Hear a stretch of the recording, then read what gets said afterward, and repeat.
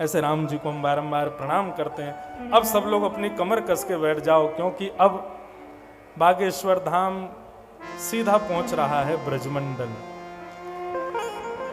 सुखदेव जी महाराज परीक्षित को राम कथा सुनाते हैं।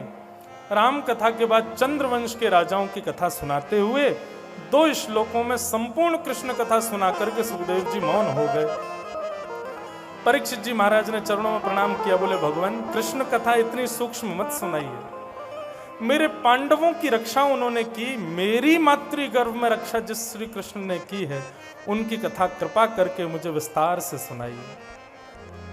कथितो वंश विस्तारो भवता सोम सूर्ययो राज्ञां चोभय वंशानां चरितं परमाद्भुतम्। आप कृपा करके मुझको विस्तार से सुनाइए। सुखदेव जी महाराज बड़े प्रसन्न हो गए। वाह परीक्षित, 4 दिन से एक ही आसन में बैठे हो, थोड़े उठ जाओ, कुछ खा पी आओ, थोड़ी देर आराम कर लो, फिर कथा सुना देंगे। 4 दिन से बैठे हो तुम, हमारी आपकी तरह कथा थोड़ी हो रही थी 5:30 से 7:30 8। सुखदेव परीक्षित जी की कथा कैसी चल रही थी? 24 घंटे नॉन स्टॉप, 4 दिन से अनवरत चल रही है। सुखदेव जी कहते हैं परीक्षित 4 दिन से तुमने कुछ खाया पिया नहीं है, चलो थोड़ी देर आराम कर लो, कुछ खा लो, फिर मैं सुनाता हूं कृष्ण कथा।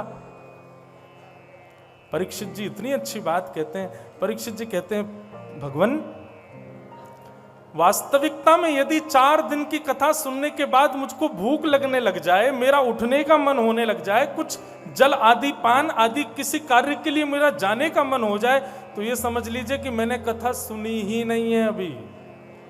वास्तव में आप इतनी सुंदर अमृत तुल्य कथा सुना रहे हैं, इस बीच में मुझे भोजन पानी निद्रा किसी की भी इच्छा नहीं हो रही है। आप तो बस मुझे कथा सुनाते जाओ, इसी से ही मेरी सारी भरपाई हो रही है। नाथ कृपा करके मुझे कथा सुना। समझ में आई बात? ऐसे होते हैं श्रोता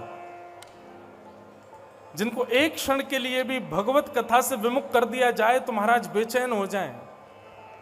और जब ऐसी स्थिति चित्त में आती है तब कृष्ण कथा प्रारंभ होती है। अन्य किसी वस्तु की इच्छा नहीं है, बस हमको तो कृष्ण रस राम रस पिलाओ।